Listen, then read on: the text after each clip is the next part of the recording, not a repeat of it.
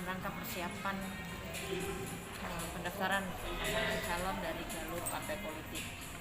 Kami akan membuka pendaftaran bakal pasangan calon dari jalur partai politik itu dimulai besok jam 8 pagi sampai berakhirnya di tanggal 6 pukul 24.00. Hari ini paling tidak kami sudah melakukan koordinasi dengan semua pihak terkait, termasuk salah satunya adalah di peserta pemilihan, yaitu partai politik yang akan mengusulkan calonnya.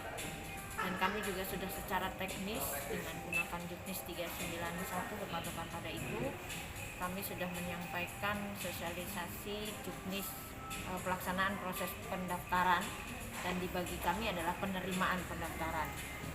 Kami sudah lakukan itu semua, dan termasuk juga kami mensosialisasikan karena ada salah satu tahapan di PKPU dalam PKPU pencalonan itu juga kami diminta untuk melakukan sosialisasi tentang standar kemampuan baik secara jasmani dan rohani dalam pemeriksaan kesehatan bagi bakal pasangan calon. Dan hari ini pun alhamdulillah sudah kami laksanakan sosialisasi tersebut, terutama terhadap partai politik yang akan mengusul calonnya.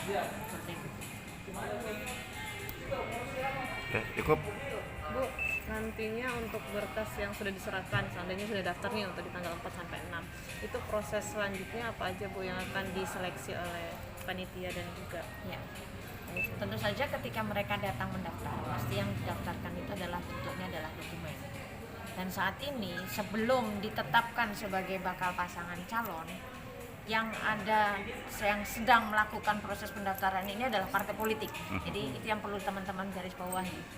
Saat ini mereka masih kita sebut sebagai bakal calon karena nanti yang membawa mereka atau yang mendaftarkan mereka adalah partai politik.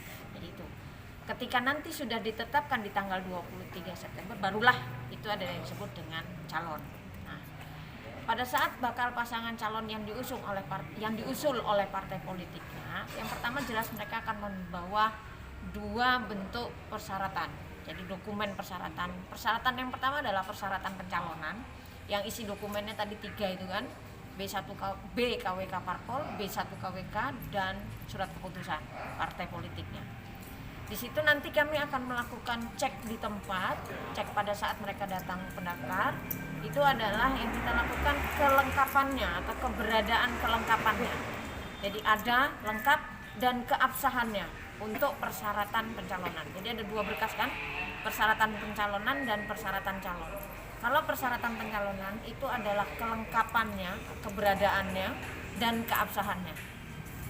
Kalau sudah kita nyatakan lengkap dan sah di saat masa pendaftaran, kita langsung lakukan lagi berikutnya, yaitu persyaratan calon yang kita cek. Yang kita cek di persyaratan calon itu hanya keberadaannya, ya, keberadaan. Tapi untuk keabsahannya kami akan lakukan nanti di verifikasi atau di penelitian administrasi caleg calon. Ada lagi waktunya. Nah, dari 2 hal yang tadi sudah saya sebutkan, baik secara lengkap absah terhadap persyaratan pencalonan dan ada lengkap di syarat calon, maka saat itu juga kita bisa mengeluarkan yang namanya berkas pendaftaran calon itu diterima, dan kita akan keluarkan berita acara dan tanda terima penerimaannya berikut lampiran-lampiran. Baik Bu, makasih Bu.